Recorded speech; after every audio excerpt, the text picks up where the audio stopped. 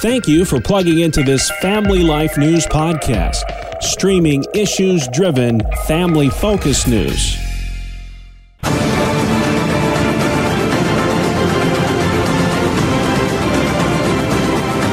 And welcome back to another edition of Issues in Education. Mondays during the Noon Report, we spotlight the issues impacting our schools with our PhD of Public Education, Dr. Ralph Kerr at the Teaching and Learning Institute. Ralph, so much to get to this week. Of course, there's that United Auto Workers strike that's happening across the country.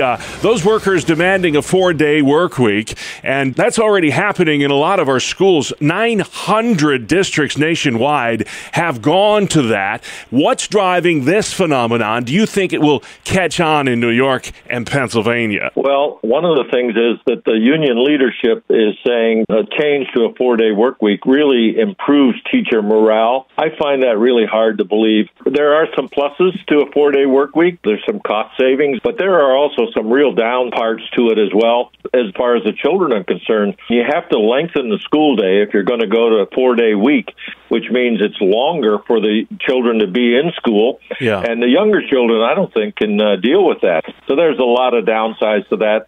I hope it won't catch on in New York and Pennsylvania. You know, it's not just the 4-day work week, but, you know, the grading system, you always used to say you can't manage what you can't measure. A lot of districts have done away with the grading system. I know there's a district in Virginia that basically said even if a kid doesn't even turn in an assignment, you can't give them a 0. They've reversed course on that. But talk about not just that, but giving out homework. No, that doesn't seem to be real popular anymore. Has the classroom culture, Ralph, become a little too lax when it comes to grading and homework and things like that? Well, that's an interesting discussion, actually. When I was working, which seems like 100 years ago now, we actually changed policies in one district where I was to say that on a major assignment, like mid-year exam, you couldn't give a student less than a 50, because if you did, it made it impossible for them to be successful in that course over the year, and that would just contribute to students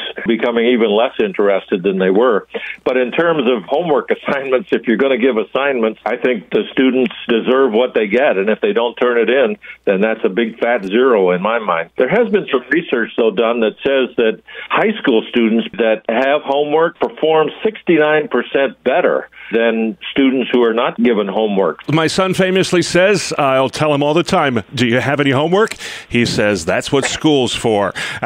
There you go. He calls homework schoolwork. Not sure I agree with that, but moving on. Let's talk about the school buses. I don't know if a lot of folks know this, but New York State, in all its wisdom, has said that all the buses must be electric by 2035. Right now, about 50 of the fleet of 45,000 are electric, so they've got a long way to go. Why is the state forcing this on the districts when the districts can't even find enough school bus drivers? Well, that's a great question, Bob. The fact is that electric buses cost about $120,000 more each than a diesel bus, and you're right, districts can't even get enough drivers to drive the diesel bus, although a friend of mine just said to me this morning, maybe they should put in addition to the electric buses, electric drivers, so we don't need people to even drive the buses. Self-driving buses, yeah. Self-driving buses? Elon Musk is saying, hey, I'll invent that. You know, the artificial intelligence thing's already here. Why not? Finally, before we go, Ralph, there was a study out at Virginia Tech. 1 in 4 students today are bullied at school. Only 20% of those incidents